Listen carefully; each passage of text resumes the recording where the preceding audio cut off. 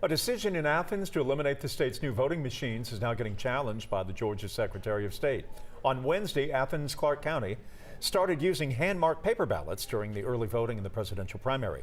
That after the local election board decided the new voting machines couldn't guarantee ballot secrecy.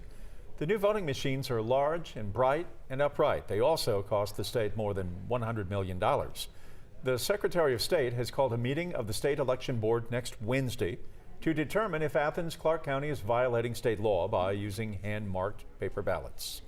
We have a team of 11 Alive journalists dedicated to covering the political issues that matter most to you during this very contentious election year. Be sure to check our special politics section of 11alive.com.